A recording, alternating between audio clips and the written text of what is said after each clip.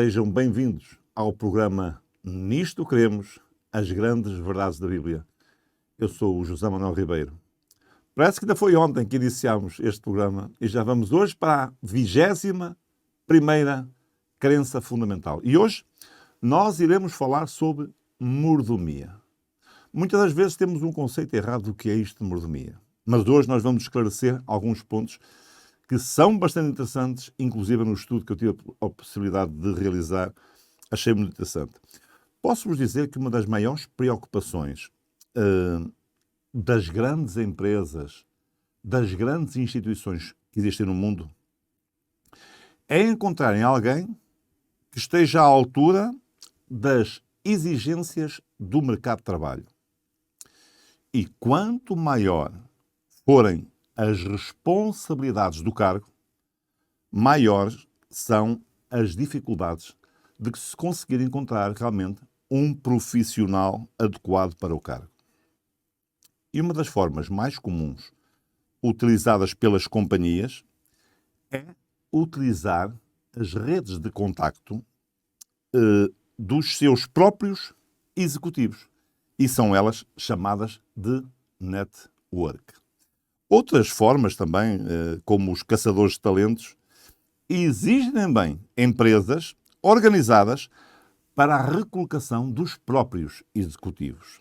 Isto revela o valor que o mercado atribui atualmente aos bons executivos e aos bons administradores.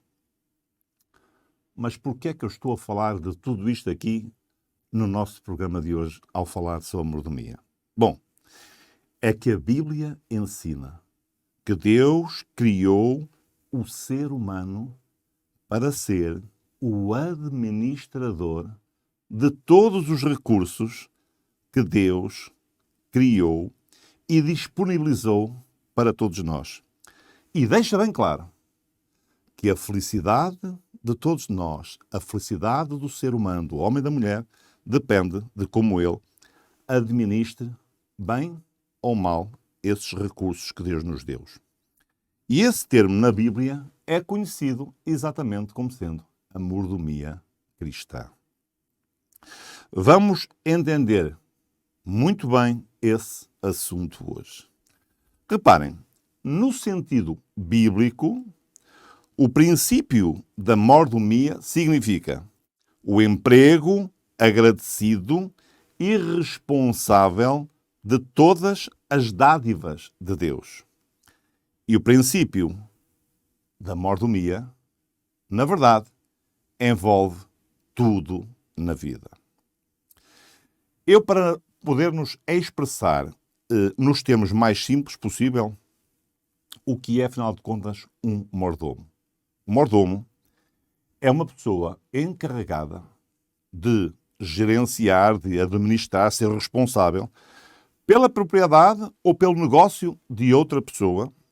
E este é um conceito bem amplo na Bíblia. Como Criador, Deus também é o proprietário e mantenedor da sua criação. Vejamos o que nos diz a Bíblia no Salmo 24, versículo 1. Do Senhor é a terra e a sua plenitude, o mundo e aqueles que nele habitam. Este princípio da mordomia cristã serve de lembrete de que Deus é o proprietário de tudo.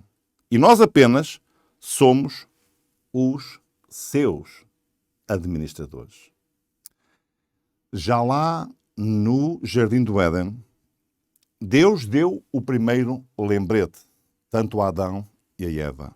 Eu sou o autêntico proprietário de todas as coisas deixadas para o homem poder desfrutar e administrar. Vamos ver o que nos diz, uma vez mais, a Bíblia, a Palavra de Deus, no capítulo 2 de Gênesis, versículos 16 e 17. Ordenou o Senhor Deus ao homem, dizendo: de toda a árvore do jardim podes comer livremente, mas da árvore do conhecimento do bem e do mal, dessa não comerás, porque no dia em que dela comeres, certamente morrerás. O que Jesus estava aqui a dizer ao casal era o seguinte: vejam, vocês podem desfrutar de tudo o que está aqui no Jardim do Éden. Tudo podem desfrutar à vontade. Todas as árvores, todos os frutos. Mas reparem, não se esqueçam que tudo isto que está aqui me pertence, é meu. E o simples facto de não poderem comer da árvore que estava no meio do jardim, da árvore da ciência do bem e do mal, seria um reconhecimento de Deus como Criador e Senhor. E esse lembrete devia ser permanente para Adão e Eva. Ele, Deus, é o Criador e dono de tudo. Este lembrete devia-lhes recordar constantemente esse poder que vem de Deus. Tudo isto seria para o próprio bem do ser humano. Reparem, a obediência a esta ordem os manteria num relacionamento correto com o próprio Deus. Um relacionamento de dependência dele. E só assim é que eles poderiam ser plenamente felizes. Reparem, só desta forma é que o ser humano poderia ser realmente plenamente feliz. Deus não vai permitir, Deus não permitirá que a criatura assuma a posição de proprietário. Esse é um requisito para a própria ordem do universo.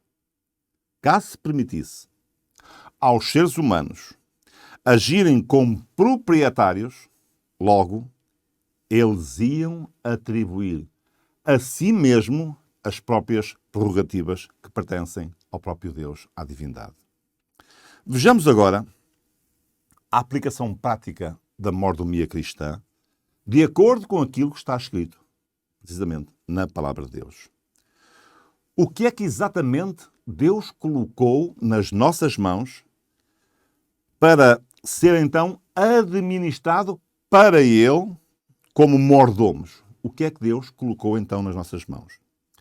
E de acordo com a Palavra de Deus, em primeiro lugar, o que é que Deus colocou? O nosso corpo. Vamos ver em 1 Coríntios, no capítulo 3, versículos 16 e 17. Vamos ler. Não sabeis vós que sois santuário de Deus e que o Espírito de Deus habita em vós? Se alguém destruir o santuário de Deus, Deus o destruirá, porque sagrado é o santuário de Deus que sois precisamente vós. Nós poderíamos quase colocar aqui um título: o templo do corpo. O nosso corpo é o templo de Deus. O cristão, o ser humano, não pertence a si mesmo. Ele pertence a Deus. Vamos ler ainda um outro texto. 1 de Coríntios, no capítulo 6, ainda o mesmo livro de Coríntios, mas agora capítulo 6, versículos 19 e 20. Ou não sabeis que o vosso corpo é santuário do Espírito Santo, que habita em vós, o qual possuís da parte de Deus, e que não sois vós mesmos, porque fostes comprado por preço? Glorificai, pois, a Deus no vosso corpo. O que é que significa isto que acabamos de ler? O cristão usa o seu corpo para glorificar, para a glória de Deus. Nós somos mordomos do corpo diante de Deus. Nós não somos proprietários. Assim como a aparência que nós devemos ter cuidado com o nosso corpo, não só no aspecto da saúde, como no aspecto exterior, na nossa fisionomia. Imagine só um pequeno exemplo que vos vou dar. Que o Espírito Santo aparecia de forma visível a qualquer um de nós. E nos dizia que, olha, eu gostaria de passar alguns dias em tua casa. Arranja-me lá um localzinho e eu irei passar alguns dias na tua casa. Prepara para mim um quarto em tua casa. E eu vos pergunto, como é que nós iríamos preparar este quarto para o Espírito Santo? Bom, nós podíamos ter várias alternativas. Podíamos começar a pensar, aquele quartinho que temos lá em cima no sótão, damos ali uma arrumadelazinha e arranjamos aquele quartinho, que está ali um bocado fechado e tem pouco arejamento. Ou então lá embaixo, nas águas furtadas, arranjamos ali qualquer coisa, um cantinho para metermos lá o Espírito Santo. Ou então até mesmo aquele local que temos lá fora, até onde praticamente o cão dorme. Não, nada disso. Nós iríamos tentar arranjar o melhor local para o Espírito Santo. Bem arrumado, bem cheiroso. Afinal, era o Espírito Santo que iria lá viver. Pois é exatamente isto que o Espírito Santo nos está a dizer. Com uma pequena diferença. Ele não quer morar no nosso quartinho de nossa casa. Ele quer morar em cada um de nós. No nosso coração, no nosso corpo. O texto bíblico de 1 Coríntios 3,16 diz-nos o seguinte, vamos voltar a ler. Não sois vós que sois santuário de Deus e que o Espírito de Deus habita em vós. E vejam também o que nos diz 1 Coríntios capítulo 10, versículo 31. Portanto, quer comais, quer bebais, ou façais qualquer outra coisa, fazei tudo para glória de Deus. Tudo, prezados amigos, sem exceção, no nosso corpo, deve ser para glória de Deus. Se eu tenho a consciência de que o meu corpo é o templo do Espírito Santo, amigos, se eu tiver essa consciência, eu não vou usar drogas. Se eu tiver a consciência de que o meu corpo é o Espírito Santo, eu não vou fumar. Eu não vou beber bebidas alcoólicas. Eu não vou viver em altas noitadas, dando cabo da nossa saúde. Eu irei pensar umas 10 ou 20 vezes quando me vier uma ideia de marcar o meu corpo com aquelas tatuagens todas ou com aquelas metais enfiados no nosso corpo. Tudo isso, de certeza, que não glorifica a Deus. E já agora, o que dizer da sexualidade? A partir do momento em que o nosso corpo é a morada de Deus, eu vou desfrutar da bênção do sexo de forma como Deus ensinou. Vejamos 1 Coríntios, capítulo 6, versículos 18 e 19. Fugi da prostituição. Qualquer outro pecado que o homem comete é fora do corpo, mas o que se prostitui peca contra o seu próprio corpo. Ou não sabeis que o vosso corpo é santuário do Espírito Santo, que habita em vós, o qual possuís da parte de Deus, e que não sois de vós mesmos. Quando falamos de sexualidade, temos que nos lembrar disto, amigos. É que o nosso corpo é o templo do Espírito Santo. Um outro recurso que Deus nos confiou, além deste, do nosso corpo, ser o templo do Espírito Santo, refere-se aos talentos. Talentos esses que Deus dá a cada um de nós. E reparem, cada pessoa possui aptidões especiais e as mais diversas. Uns têm aptidões especiais para a música, outros têm aptidões especiais para a prática de um desporto, outros têm aptidões especiais para fazer amigos, outros com aptidões especiais para ensinar, outros para promover a paz. Deus nos deu todos estes talentos, amigos. Não para recebermos glórias, como se fossem nossos, mas sim para que o doador, aquele que nos concede esses talentos, esses dons, seja glorificado. O uso dos talentos realizados, feitos por cada um de nós, decidirá se nós reconhecemos a Deus como Criador e Senhor da nossa vida. Vejamos o que nos diz em Tiago, no capítulo 1 e no versículo 17. Toda a boa dádiva, todo o dom perfeito vem do alto, descendo do Pai das luzes, em quem não há mudança nem sombra de variação. Cada talento pode ser utilizado para glorificar a pessoa que o possui, como pode ser utilizado para glorificar o doador dos talentos. Temos a responsabilidade de usar esses talentos que Deus nos concede, em vez de os deixarmos completamente inativos.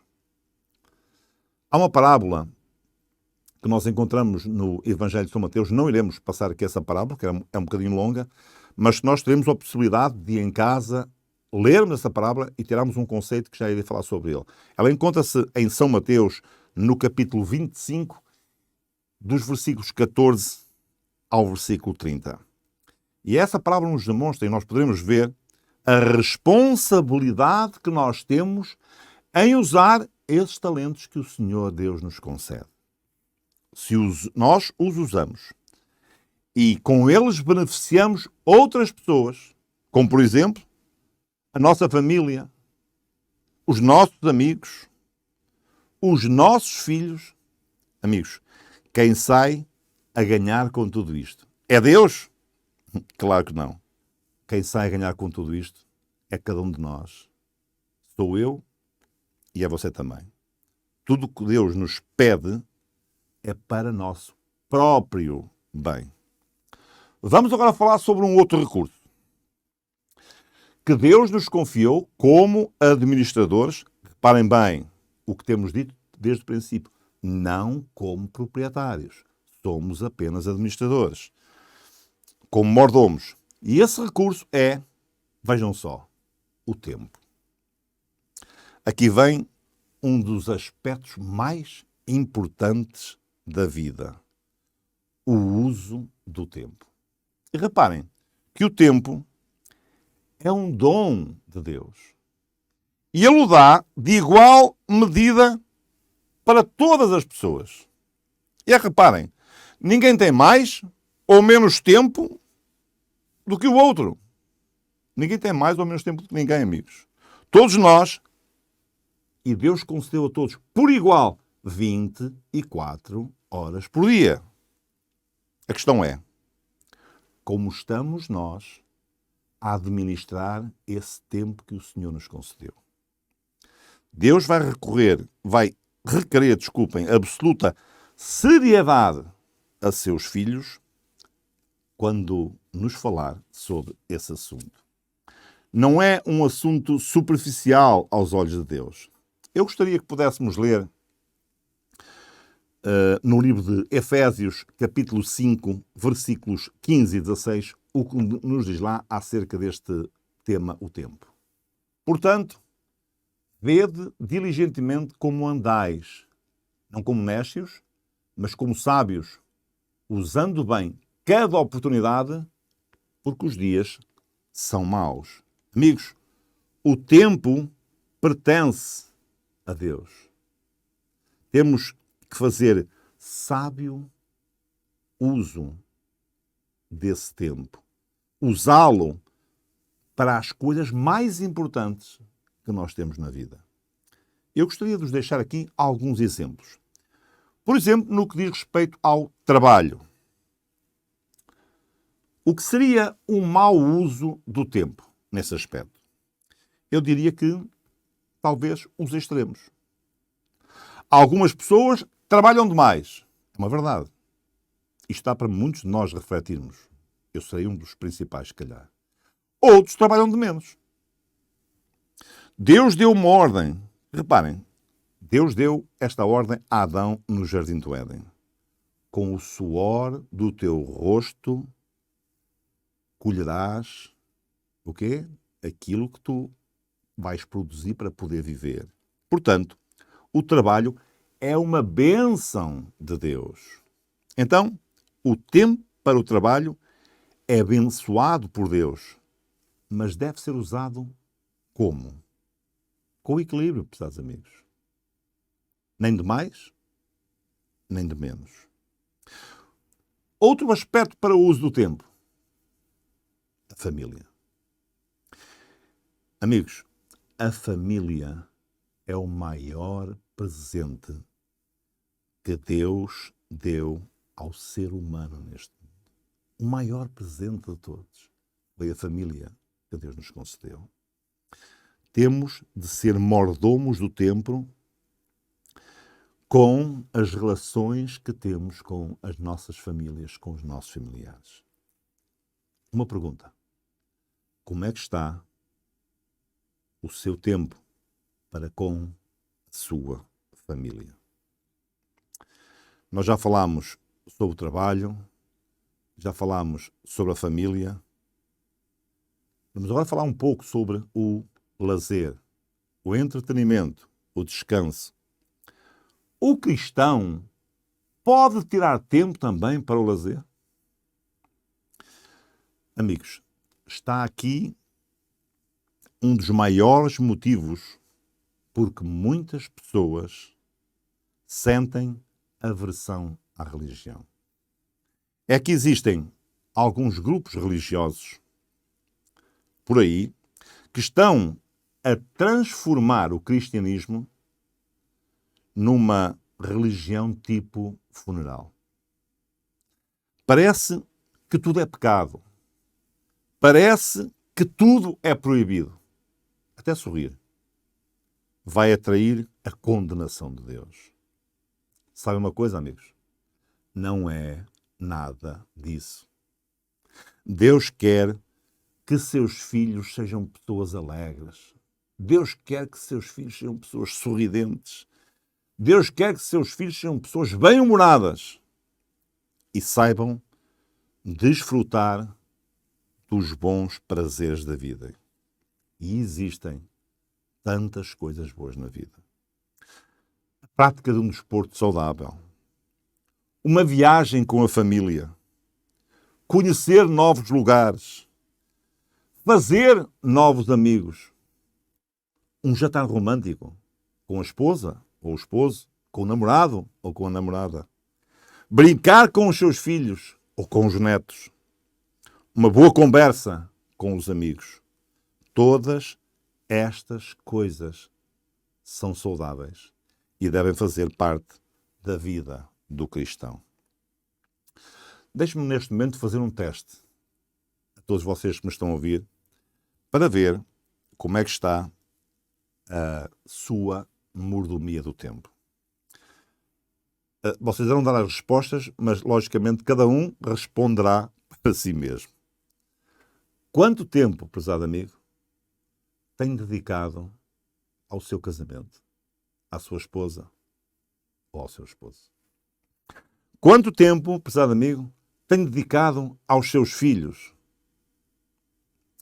Sabem, muitas vezes tenho ouvido já alguns pais dizerem: bom, eu não tenho muito tempo para estar com meus filhos, mas eu lhes dou bons presentes, eu passo de outra forma. Amigos, as crianças não querem qualidade de tempo. As crianças querem quantidade de tempo. As crianças querem que passemos tempo com elas. Como está a administrar o tempo que Deus lhe dá para todos os seus interesses? A questão do tempo é tão importante que Deus fez conosco, com cada um de nós, igualzinho ao que fez com Adão e Eva. De toda a árvore do jardim comerás livremente, mas da árvore que está no meio do jardim, a árvore da ciência do bem e do mal, não comerás. Eu permito que vocês usem tudo, podem usar todas as árvores, podem comer todos os frutos, mas, sabem porquê? Porque tudo isso, essa árvore é especial, é minha propriedade. Não podem tocar nela. Agora vejam o que é que Deus fez em relação ao tempo e vejam se não é semelhante àquilo que aconteceu com Adão e Eva no Jardim do Éden. Estou-me a referir precisamente ao quarto mandamento da lei de Deus. Nós tivemos a oportunidade de, a semana passada, falar, precisamente o tema foi sobre o quarto mandamento, o sábado. Mas vamos ler uma vez mais Êxodo, capítulo 20, versículos 8 ao versículo 11. Lembra-te do dia de sábado para o santificar. 6 dias trabalharás e farás toda a tua obra, mas o 7º dia é o sábado do Senhor teu Deus. Não farás nenhuma obra, nem tu, nem teu filho, nem tua filha, nem teu servo, nem tua serva, nem o teu animal, nem o teu estrangeiro que está dentro das tuas portas. Porque em 6 dias fez o Senhor os céus e a terra, o mar e tudo o que neles há. E ao 7º dia descansou. Portanto, abençoou o Senhor o dia de sábado e o santificou. Vejam, prezados amigos, o paralelo. No Éden, Deus disse, de toda a árvore comerás livremente, mas da que está no meio do jardim, não comerás. No Monte Sinai, Deus, ao entregar os mandamentos a Moisés, o 4º mandamento diz, 6 dias trabalharás, mas ao 7º dia não farás coisa alguma. Descansarás. É um dia que me vais dedicar de louvor. Viu o paralelismo? Mas vamos ver agora outro. Bastante interessante também. Lá no Éden, Satanás disse, ele veio ter com Eva, conhecemos a história, através da serpente, e a convenceu de que ela poderia comer daquela árvore da vida. Nós sabemos as consequências. E sabemos que até os dias de hoje a humanidade está a sofrer. E de que maneira? As consequências desse ato. Em relação ao dia de sábado, ao 4º mandamento, Satanás faz precisamente a mesma coisa.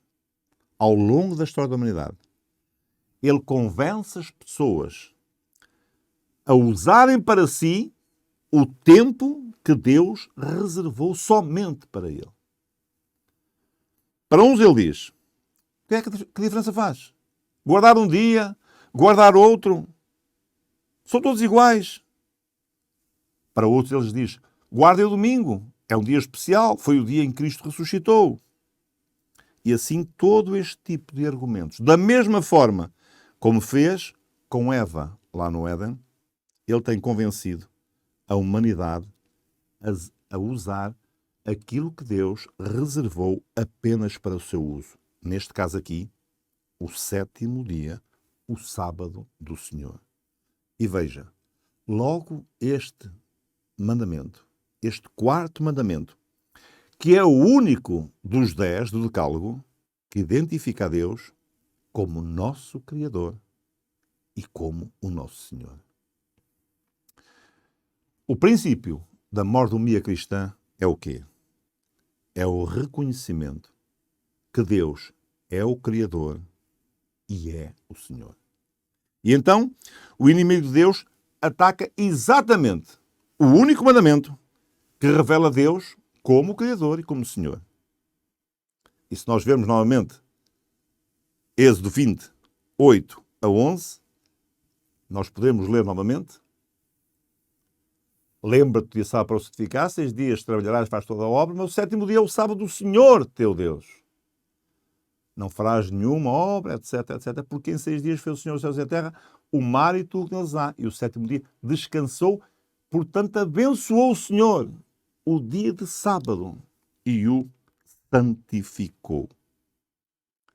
Eu já o disse, tivemos a oportunidade a semana passada a falar, nosso amigo Paulo Zanha falou e desenvolveu o tema sobre o sábado. Podemos dar, se quisermos, relembrar esses momentos. Vejamos agora a última parte do nosso estudo. Um último recurso, e que é bastante importante, e que nos fala que é o tesouro. Ou seja, os bens materiais. Deus deseja, prezados amigos, que tudo aquilo que nós possuímos, todos os bens materiais, também pertencem a Ele. Pois é Ele que possibilita esses bens a cada um de nós nas nossas vidas.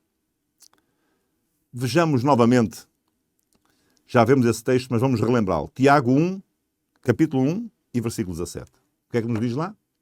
Toda a boa dádiva e todo o dom perfeito vem do alto, descendo do Pai das luzes, em quem não há mudança, nem sombra de variação. Toda a boa dádiva vem do alto. Há quem diga assim, prezados amigos, o que eu tenho é meu. Foi eu que o ganhei. Foi com o meu esforço. Foi com o meu trabalho. Foi com o meu suor. Foi com a minha dedicação. E a pergunta que eu lhes faço. E a vida? De quem é? A quem pertence a tua vida? E se Deus, neste momento, te tirar o fôlego da vida,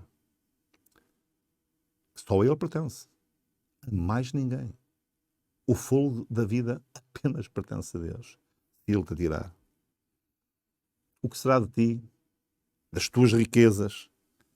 Se não tivermos saúde, não conseguimos trabalhar. A Bíblia ainda nos diz, em Deuteronômio, no capítulo 8 e no versículo 18, diz-nos o seguinte: antes te lembrarás do Senhor teu Deus, porque Ele é o que te dá força para adquirir riquezas, a fim de confirmar o seu pacto que jurou a seus pais, como hoje se vê. Nada, absolutamente nada do que nós temos, amigos, nos pertence. Nós, ou vocês, trabalharam muito, vocês se especializaram, mas foi Deus quem vos deu a vocês e a mim a saúde e as condições. E lembre-se, especialmente, o princípio da mordomia cristã consiste em reconhecer Deus como Criador e como Senhor. O princípio que temos falado desde que iniciámos este estudo. A fim de nos lembrar que Ele é a fonte de todas as bênçãos, Deus instituiu um sistema. E eu gostaria de falar um bocadinho sobre esse sistema que Deus instituiu. É o sistema dos dízimos e das ofertas. E nesse sistema, Deus faz a provisão para o sustento dos sacerdotes e das atividades, naquela altura, do templo de Israel. E da mesma forma, o sistema de dízimos e de ofertas provê hoje recurso para o sustento das atividades da Igreja e dos missionários que se dedicam inteiramente àquilo que é o Evangelho. O grande problema em relação a este assunto, amigos, são os abusos praticados por algumas denominações cristãs que, na verdade, transformaram um princípio bíblico tão bonito em um verdadeiro mercado de fé. Deixe-me explicar sobre o assunto dos dízimos e ofertas, como a Bíblia ensina, e já iremos falar sobre este assunto que eu falei há pouquinho. Vamos ler em Levítico, no capítulo 27, versículo 30. Também todos os dízimos da terra, quer dos cereais, quer do fruto das árvores, pertencem ao Senhor. Santos são ao Senhor. Nós temos alguns exemplos que se passaram antigamente e que já temos ali o quadro, e vamos olhar para esse quadro precisamente e vamos comentar alguns dos exemplos que a Bíblia nos fala. E um deles é aquele célebre caso em que Abraão, depois de recolher os vários despojos, ele vai entregar de todos aqueles despojos, e nós vemos esse episódio em Gênesis, no capítulo 14, versículos 18 a 20, não iremos estar agora aqui a desenvolver esse tema, mas Abraão vai entregar o dízimo a Melquisedeque. Quem era Melquisedeque? Nada mais, nada menos do que um sacerdote de Deus. Jacó, quando saiu da sua casa e viajou até Harã, onde foi encontrar a sua esposa, ele, certa noite, deitado, tem um sonho, vê uma escada, ele viu que ali era o local onde estava Deus. Ele fez ali um voto ao Senhor. Não só de construir um altar, mas também ele fez um voto de entregar o dízimo a Deus. Vemos isso em Gênesis, no capítulo 28 e versículos 20. Vemos também que os dízimos serviam para o sustento dos levitas, em Números, no capítulo 18, versículo 24. O porquê o sustento dos levitas? Reparem que das 12 tribos de Israel, todas receberam a sua porção de terra, a sua herança, menos os levitas. Eles tinham um trabalho específico. Era o sustento do templo, era tomar em conta do templo. E, portanto, os dízimos serviam para o seu sustento. Inclusive, depois também temos em Deuteronômio, no capítulo 12, versículos 11, em que os dízimos e as ofertas eram levados para o lugar de adoração. Reparem que o próprio Jesus confirma este princípio do dízimo. Vamos ler rapidamente também em São Mateus, no capítulo 23 e versículo 23. Ai de vós, escribas e fariseus hipócritas, porque dais o dízimo da hortelã, do endro, do cominho, e tendes omitido o que há de mais importante na lei, a saber, a justiça, a misericórdia e a fé. Reparem bem estas palavras agora. Estas coisas, porém, deveis fazer sem omitir aquelas. É verdade. Jesus estava a denunciar um mau comportamento deles. Mas Jesus, se repararem bem no texto, não desclassifica a importância de dar os dízimos. Um princípio confirmado pela própria pessoa de Jesus. Mas alguns destes textos, além dos dízimos, também falam de ofertas voluntárias. Qual é a diferença, amigos? Bom, os dízimos, de acordo com a Bíblia e também com a matemática, é nada mais, nada menos do que 10%, dízimo daquilo que recebemos, daquilo que nós ganhamos. Portanto, o dízimo, 10%. A oferta é algo livre, é algo espontâneo, é uma decisão de cada um de nós. Cada um decide. Atenção, Deus não está aqui a dizer que somos livres para entregar ou não essas ofertas. Ele está a dizer que nós somos livres para determinar o valor percentual. Vamos ler em Malaquias, no capítulo 3, versículo 8 e versículo 9. Roubará o homem a Deus? Todavia vós me roubais e dizeis, em que te roubamos? Nos dízimos e nas ofertas alçadas. Vós sois amaldiçoados com a maldição, porque a mim me roubais, sim, vós, esta nação toda. A maneira que Deus determina para nos lembrar que somos administradores e não somos os proprietários, como fez no Jardim do Éden com Adão e Eva, a árvore reservada que não deviam comer, como ele fez com o quarto mandamento, que separa o sétimo dia, o sábado, para uso, para Deus. Da mesma forma, Deus faz com os bens, com os nossos bens materiais. Entendam bem, o princípio é esse. Se somos mordomos, então significa que tudo, sem exceção, amigos, pertence a Deus. 100% daquilo que nós temos, daquilo que nós ganhamos, do nosso salário, dos nossos bens, tudo pertence a Deus. Mas Ele dá-nos a liberdade para sermos administradores desses bens. 90% fica em nosso poder para administrarmos. E apenas 10% é exclusivo para o nosso Deus. No Éden ele disse, de toda a árvore comereis, mas no Sinai, 6 dias trabalharás, mas... E agora em relação ao nosso dinheiro, o que é que diz a Bíblia? Amigos, promessa maravilhosa. Vamos ler. Malaquias, capítulo 3, versículos 10 ao versículo 12.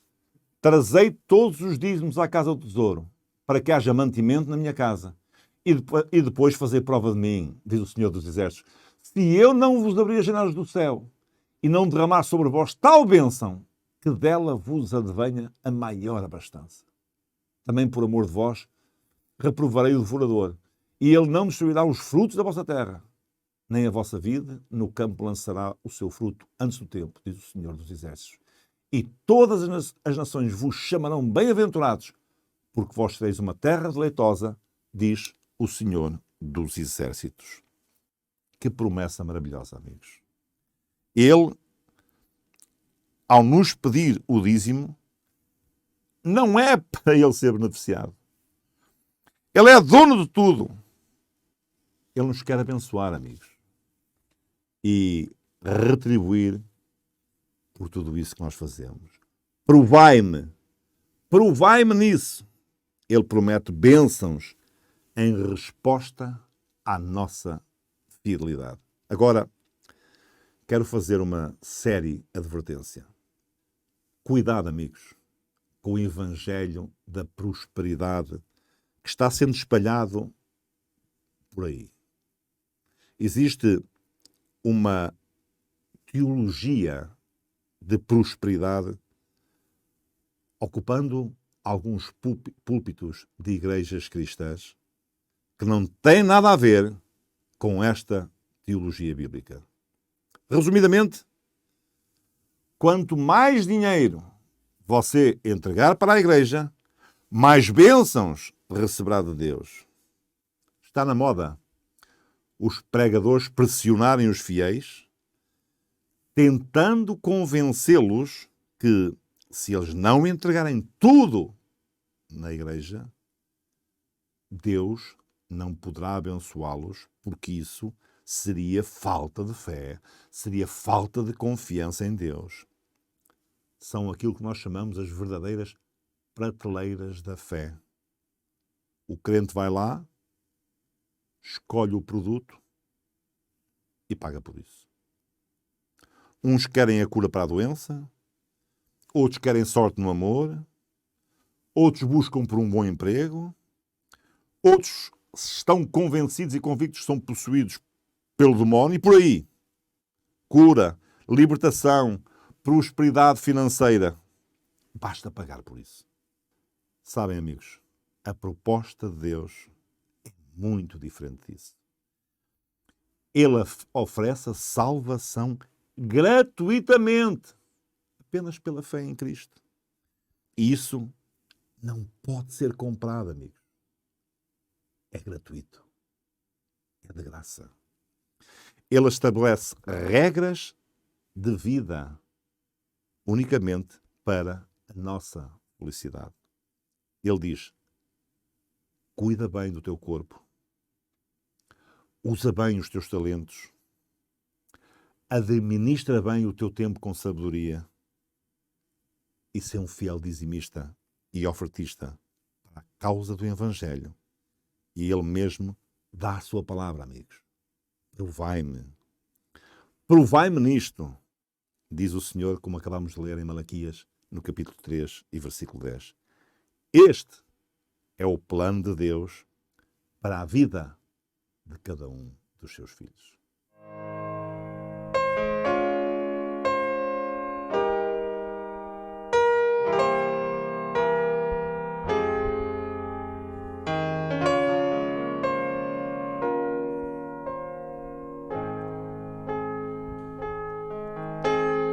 Tudo, ó Cristo, a ti entrego, tudo sim por ti darei, resoluto, mas sumiço, sempre a ti eu seguirei.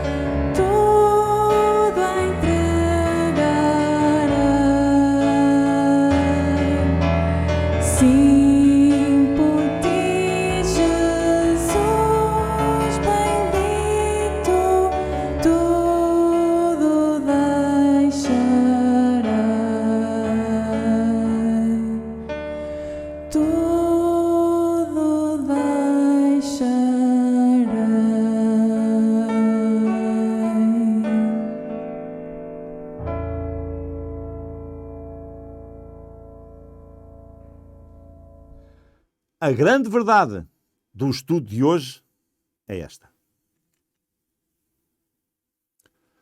Nós somos os mordomos de Deus, que nos confiou tempo e oportunidades, capacidades e posses e as bênçãos da terra e os seus recursos.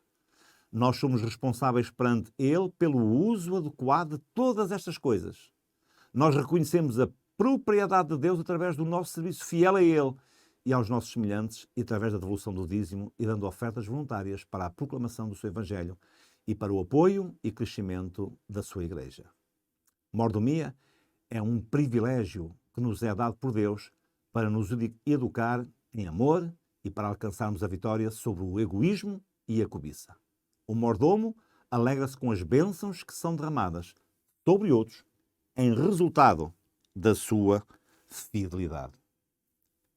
Esta é a verdade, prezados amigos, e eu creio nela. Na próxima semana, o nosso próximo estudo, falaremos sobre a conduta cristã. Como deve ser a vida do cristão. E nós iremos estudar sobre alimentação, sobre vestuário, sobre lazer e muito mais.